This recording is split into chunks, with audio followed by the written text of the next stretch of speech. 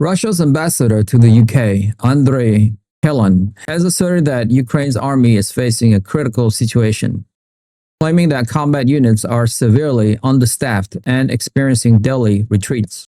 In an interview with Channel 4, Kelin suggested that Western support is wearing out Ukraine, echoing reports from Moscow's defense ministry, which stated on October 5th that over 1,300 Ukrainian soldiers were killed in a single day of fighting.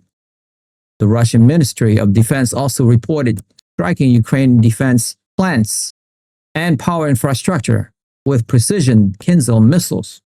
While these figures remain unverified by independent source, the coordinated timing of these statements from Moscow aims to project a narrative of an imminent collapse of the Ukrainian army and the inefficacy of Western aid, portraying it as merely prolonging an inevitable defeat.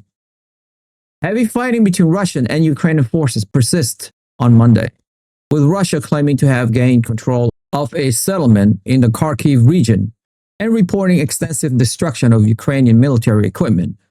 Russian air defense reportedly intercepted multiple HIMARS rockets, a Neptune cruise missile, and hundreds of drones, while simultaneously conducting strikes on energy infrastructure, fuel storage depots, and drone launch areas across Ukraine.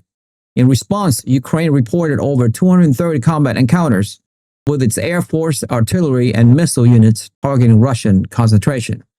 Ukrainian defense successfully neutralized 83 out of 116 attack drones since Sunday, showcasing ongoing efforts to counter aerial threats. The continuous shelling near the Zaporizhzhia Nuclear Power Plant has intensified global safety concerns, particularly as the facility continues to operate without reliable off-site power, raising fears of a potential nuclear incident. Ukrainian President Volodymyr Zelensky has underscored Ukraine's increasing defense preparedness, emphasizing the crucial international support received from nations including the Netherlands, Norway, and Lithuania. He also highlighted ongoing efforts to bolster domestic arms production, signaling a strategic shift toward self-reliance in defense. Ukraine continues its multifaceted approach to pressure Russia, including maintaining sanctions and controlling critical components essential for drones and missiles. A key objective remains ensuring that 90% of its weapons are deployed on the front lines, demonstrating a commitment to sustain defense against Russian aggression. This focus on both international backing and internal capabilities reflects a comprehensive strategy to endure and eventually prevail in the conflict. Despite facing a significant weapon shortage, Ukraine has announced its readiness to export homegrown arms to international markets, including Europe, the U.S., and the Middle East. President Volodymyr Zelensky's announcement raises questions about the strategic rationale behind selling weapons while actively engaged in a defensive war. This move could be interpreted as a desperate measure to fund its ongoing conflict, or alternatively, as a strategic effort to establish a long-term defense industry. The decision to export battlefield-tested drones and missiles highlight the complex economic and politics of modern warfare, where conflicts are not only fought on front line but also negotiated in markets and boardrooms. This bold plan raises the question of whether Ukraine can transform its war into a viable business, or if it marks the beginning of a new arms race in Europe.